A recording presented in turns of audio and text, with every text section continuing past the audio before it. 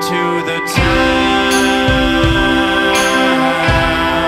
we're going to the city, gonna trek this shit around, Make this and remove the ones that don't, so we can really narrow down what pictures we want to work from. And it's not to say that the image that we end up with is exactly what we have to work from, because we can always adapt it to our own needs and change things around and move things to fit what we're looking for. But I think having an image is a good place to start. So we're going to choose first 2 pictures that represent each one of the categories. Community. Religion. Family. So think about which 2 you like the most, and then all the rest we're going to pull away, and that's what we'll focus on. And think about what picture you think is going to best fit what we're trying to accomplish. Raise your hand if you like this picture. Okay. A few options. This is school. We really don't like school. I can tell. You know what would be so cool is if we did our handprints. Yeah, instead of... Oh, let's do that, man. How about this one? If we do our handprint, everybody, we can make a tile of each one of our hands, and then you write something in your palm. Any other suggestions for background? I just want to ask you something. That light bulb is going to be the middle of the magnolia flower, right? Correct. Because when I was thinking, she said that she doesn't know how to put the river. I was thinking, why not put the river in the middle?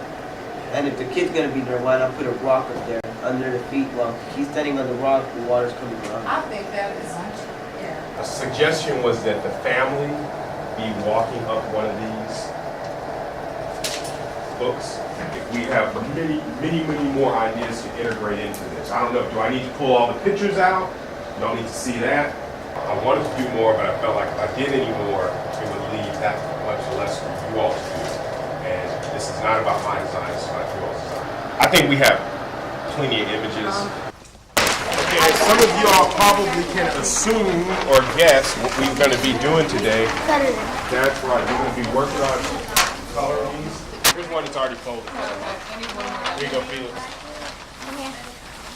And I want you to take these home, and I want you to work on them at home. Because at the end of this week, I would like to have your finished color drawings so that we can look at all of them together and start look at what different elements, different designs, and so we can go in our final color, the best style.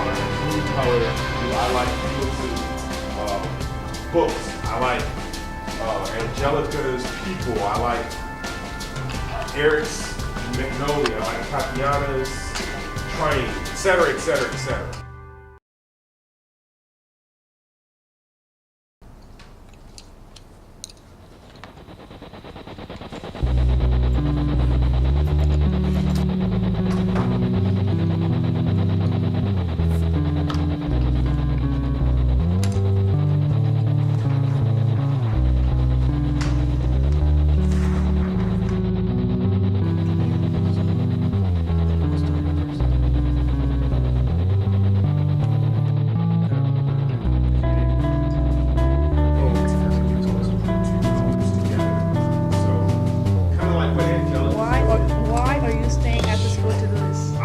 Because I got nothing to do at home, and my mom always wanted me to be in a program.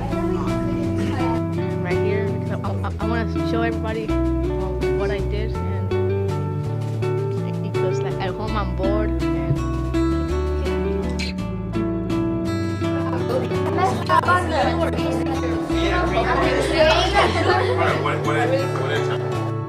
Evelyn, what do you really like, and what do you think could use some help? Like the flower?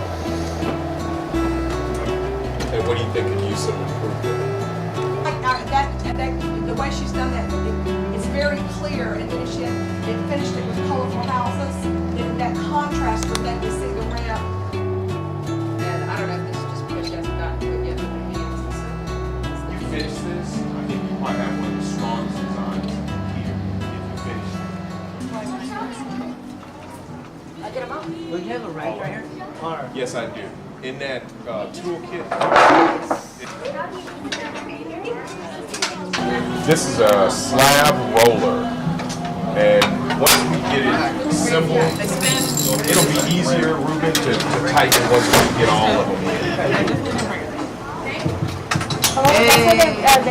Okay, yep, basically how it works is what you do is you take a canvas and you open it up and you work on half the canvas and you smack down some clay. You keep overlapping the clay so that there's no air bubbles. So you put one down and then you put one on top of it. And then you put the canvas back on top, so you got two pieces of canvas with your clay in between so none of the clay gets stuck. And then you push a little bit of the canvas through, make sure that it's coming out that way, roll it out, and it pulls your clay through.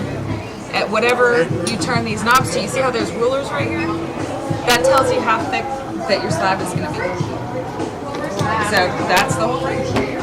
Pretty much how it works. Ruben did that. Yep. I was here.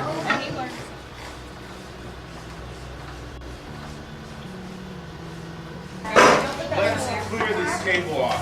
I want to use this cable to work from.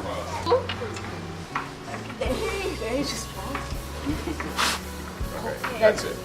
All right. Oh my god! So let me see the drawing now.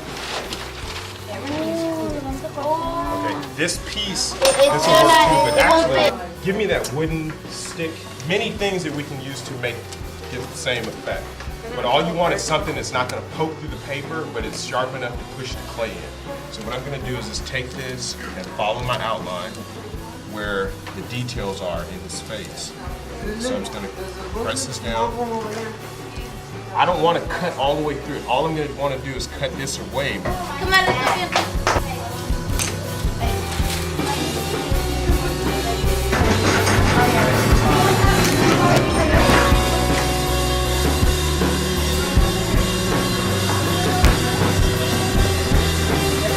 Why don't I see people painting?